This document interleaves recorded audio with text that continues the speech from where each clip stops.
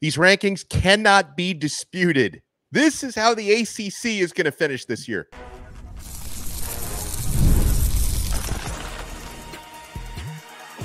You are Locked On ACC, your daily podcast on the Atlantic Coast Conference.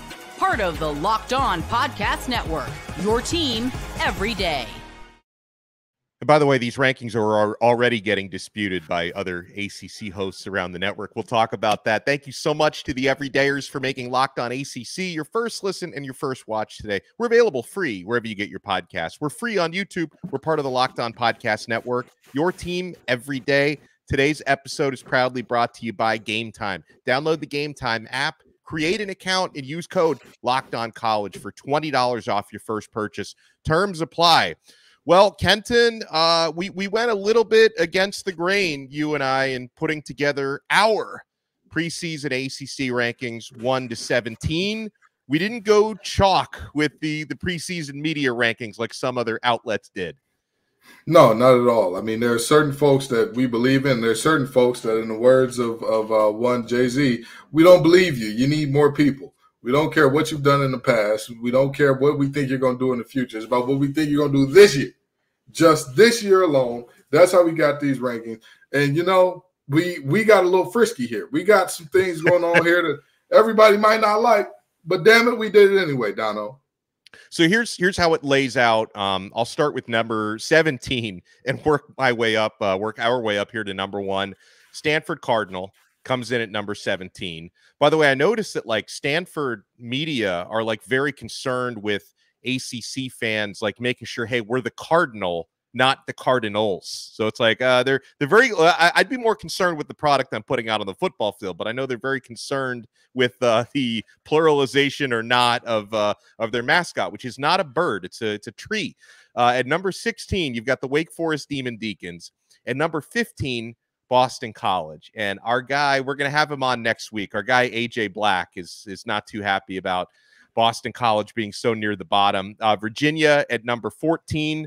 Pitt coming in at number 13, Duke at number 12, Syracuse 11, Cal at number 10. Lawrence Ross talked me up from number 14 to number 10, UNC at 9, SMU 8, Georgia Tech. We've got the Yellow Jackets a little bit higher than most do.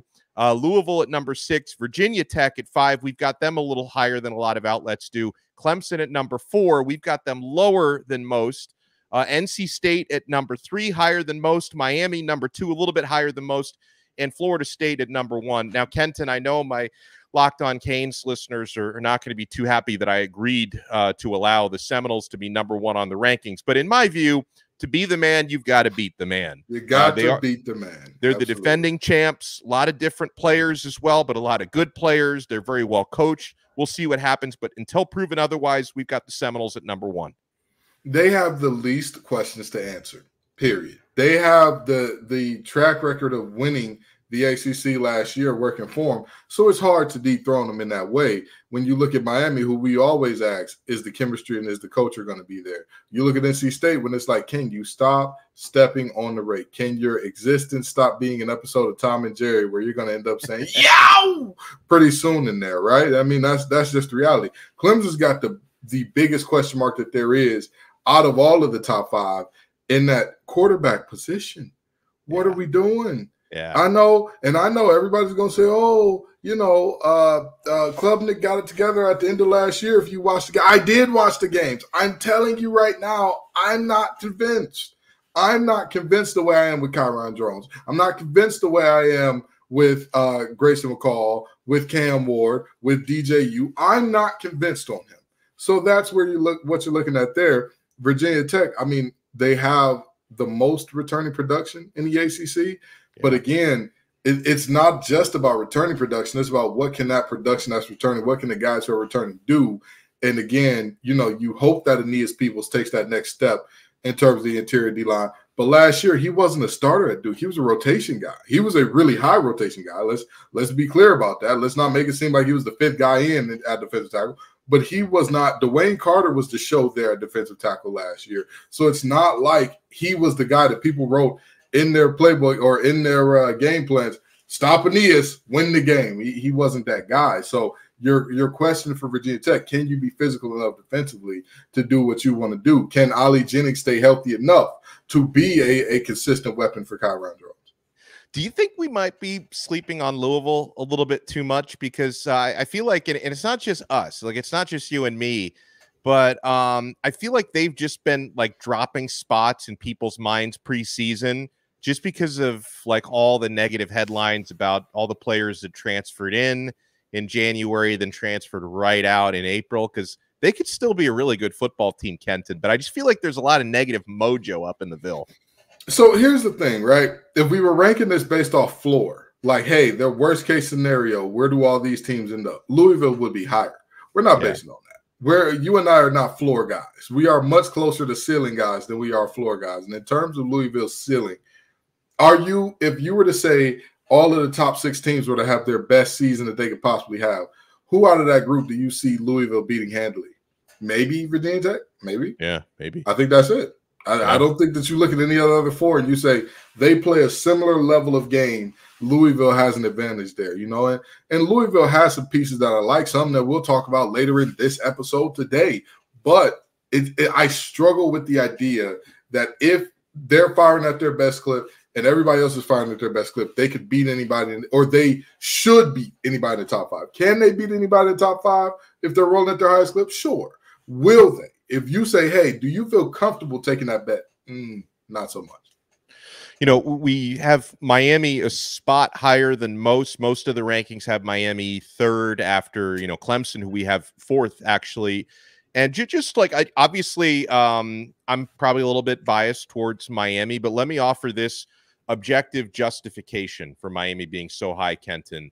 They, on paper, have the most talented roster in the ACC. And that's not strictly my opinion. That is also based on Miami having more preseason all ACC selections than any other team in the conference. So I know people have questions about that talent gelling together. I know people have questions about the coaching, but when it comes to if we're strictly going on the collection of talent, which we're not strictly going on that, Miami would probably be number 1 on the list. We've got them at number 2. Anybody who knows me knows that this was not an easy choice for Donno and I, putting Miami at 2, because I believe that buying Miami hype in the year of our Lord and Savior 2024 is akin to buying Penn State hype in 2024. I don't think it's a good idea, despite what their recruiting looks like, despite who they've got coming. I don't think it's ever a good idea. However, like I said earlier about me and Donno, we are much closer to ceiling guys than we are to floor guys. Miami's floor is lower than everybody in the top 6. It just is. I don't think that anybody would argue, hey, if Clemson has a really, really down year and Miami has a really, really down year, Clemson's going to be worse than Miami. I don't think anybody would argue that. But in terms of how high could that Miami team jump if everything is rolling? If Martinez and Ward and Fletcher do what they need to do, if Restrepo is Restrepo, who we expect him to be, if that defensive line can play well enough to cover up some of the youth, some of the inexperience on the back end, you are looking at those things and saying, you know, I could see it. I could see it's not that hard for me to see a world where they end up dancing in Charlotte. Well, when we come back, I want to talk about some individual players who could be earning some superlatives this season, including best newcomer. That can be a true freshman or a transfer. Probably going to be a transfer, but we will consider true freshman as well. Who's going to lead the league in rushing yards? Who's going to lead the ACC in interceptions? Who's going to lead the ACC in sacks? You want to keep it locked right here, my friends. He's Kenton Gibbs. He's over there. Kenton Gibbs from Locked On Wolfpack. I am Alex Donno from Locked On Canes. We're only getting started on this brand new episode of Locked On ACC. You want to keep it locked. And we're only getting started on the Gametime app. Gametime is the only ticket app that Kenton and I use because we're getting amazing deals. And the prices on the Gametime app go down the closer you get to game time, whether it be a Major League Baseball game, college football's coming up. I'm waiting. I'm going to do it closer to the event. I'm going to pull the trigger on my Miami at Florida tickets in Gainesville because the prices are going to go down before that one kicks off. Gametime is an authorized ticket marketplace of Major League Baseball, by the way, which makes getting tickets faster and easier. Prices on the Gametime app go down the closer it gets to first pitch. Guys, I also love the all-in pricing. They've got a feature that shows you the total up front with no surprise fees at checkout. You can also get a panoramic view from your seat in the app before you buy. So take the guesswork out of buying tickets with Gametime. Download the Gametime app, create an account, and use code LOCKEDONCollege for $20 off your first purchase. That terms apply. Again, create an account and redeem code LOCKEDONCollege for $20 off. Download Gametime today. Last minute tickets, lowest price guaranteed. Thank you so much for making this episode of Locked On ACC your first listen and your first watch today. For your second listen, check out our other shows. Kenton does an awesome job on Locked On Wolfpack. You can check me out on Locked On Canes, talking NC State and Miami, everything. We're available free wherever you get your podcasts. We're free on YouTube. We're part of the Locked On Podcast Network. Your team every day. All right, so Kenton, as far as who the newcomer of the year is going to be in the ACC, I guess I'll ask you to play devil's advocate and tell me why it won't be Cam Ward and who would it be? Because if we're going based on the expectation, we would have to say it's Cam Ward. I mean, Ward, Miami's new quarterback, transferred from Washington State. He's already been voted preseason ACC player of the year. So wouldn't that say he's going to be the best newcomer this season? If not Ward, who? I mean, hypothetically, yes. On paper, yes. But there are so many unknowns and so many factors here that could go into him not being that guy. Let me tell you why. There's a dynamic duo of backs in the backfield for Miami, both above 6 feet, both above 220 pounds. That is over 400, I want to say that's 450, 460 pounds of running back that teams are going to have to deal with from the Miami Hurricanes. And let's be honest. When has Mario Cristobal's system ever helped a quarterback win a postseason award? It's all about that ground and pound. It's all about, hey, we're going to control the clock by being physical. We're going to take our time. We're not a hurry-up team. We're a slow-it-down team. We're a, hey, you're going to get less possessions. You better be good with them, buddy, type of team. So it wouldn't be the biggest shock in the world to see Cam Ward not win it. And if you are going to talk about who can win it, the guy that's sharing the backfield with him in Damian Martinez could definitely be a guy who could win it. But I hate to be a homer here, but I mean, there is a quarterback coming into an air raid-ish offense that in Grayson McCall that he's going to be asked to fling that ball around the yard a ton. I think that Jordan Waters is a very quality back from Duke, third team All-ACC last year. But when you look at the skill position groups that NC State is trotting out there, I don't think NC State has seen skill positions like this since Torrey Holt and Jericho Cotchery were catching passes for the back. I mean, you've got a returning freshman All-American, All-ACC guy in Kevin Concepcion. You have a physical freak of nature in Noah Rogers. He was a 4 borderline 5-star, and every time you hear about camp reports from NC State, he's showing exactly why he is that. You have the tackle breaking his tight end in the nation last year, not just because he was an independent, so he wasn't in the conference. Justin Jolie was the tackle breaking his tight end in the nation last year. And mind you, that's just the top line guys that you think about. You, of course, have Wesley Grimes, who did his thing at Wake Forest despite his quarterbacks not being able to hit the broadside of a barn last year. You've got Keenan Jackson, a freshman that everybody and their mama is saying, hey, if you watch the film on this kid, he's a mature, developed player. So is Robert and I saying that. There's a lot of room for one of those guys to be the ACC newcomer of the year. And I'll tell you what, far be it for me to talk about air raid without talking about Preston Stone and Rhett Lashley over there being newcomers to the conference. You know, although they've been together, that's a quarterback and head coach duo that's been together for a bit. This is their first year in the ACC. So I think that the competition for Cam Ward is much stiffer than he would imagine, even in his own locker room. Yeah, and if I'm going to keep drinking that Cal Kool-Aid from yesterday, Jaden Ott. Now, here's the thing. Like, I don't know if, like, Cal's going to have the type of season where – one of their players is going to be in contention for newcomer. Unless, Jaden Ott might put up just video game numbers. But let's stick on that rushing tip, Kenton. Who's going to lead the ACC in rushing yards this year? Now, for as bullish as I am on Damian Martinez at Miami, I don't necessarily think it's going to be him because Miami has such a deep backfield. He's going to be sharing carries with Mark Fletcher and Chris Johnson and a couple of others. A.J. Allen had a good year last year at Miami. So I don't think Miami is going to be Damian Martinez dependent enough that he's going to lead the league in rushing yards. I think Omarion Hampton might do it again at North Carolina. And if not him, the aforementioned Jaden Ott might. I mean, those guys actually both last year put up higher yardage totals than Martinez did at Oregon State. So for as good as I think Martinez is going to be, I don't think he's going to lead the ACC in rushing. Omarion Hampton probably will, because guess what, Kenton? That team is going to be more dependent this year on the ground game than they were last year with Drake May at quarterback.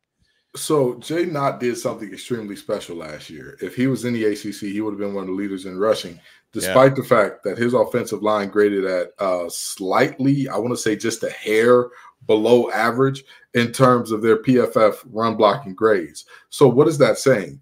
Jaden Ott was creating those yards out of thin air almost. It's a weasel. It's a Wazoo. It's Fugazi. He doesn't care. He's going to find a hole.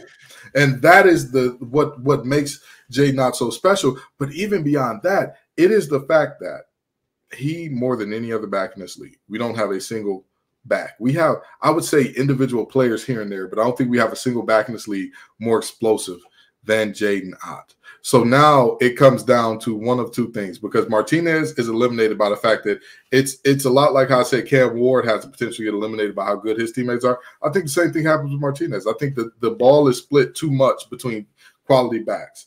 And so I think that this comes down to, in essence, a two-horse race in terms of you're looking at Ott, you're looking at Hampton. And then you ask yourself, well, whose offense is going to be more dependent? Both of those teams, I don't think much of their quarterbacks. Both teams, I don't think their quarterback situation is all that greater resolved. However, the Tar Heels need Omarion Hampton to be otherworldly to have a decent season. Yeah. You know, Lawrence Ross talked to us about the depth in that backfield yesterday and how many guys they have that can scoot and get it done. I'm not seeing that same thing from the Heels. If I saw a bad report out of camp about an injury to Omarion Hampton, I would be selling my tickets if I was in the Rams club or whatever the case may be. I'd say, hey, you know, we gave it the old college try, but you know what? Yeah. We got RJ Davis back for like his 5th year in college basketball. That's what we'll focus on. We don't need to pay attention to that foolish gridiron stuff. That ain't for us.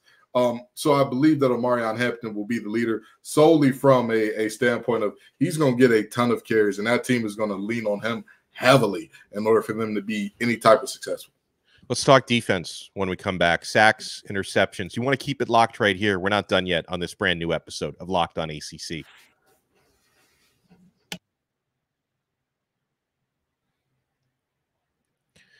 Thank you for making us your first listen and your first watch today. By the way, make sure you're also checking out Locked On College Football. Spencer McLaughlin does a fantastic job updating everybody on all the big stories around the college football landscape. So make sure you check out Spencer on Locked On College Football right here on the Locked On Podcast Network. Your team every day. Before we get to the defense, Kenton, breakout player of the year this year. Let me give you one on the Miami side that I think people should watch out for.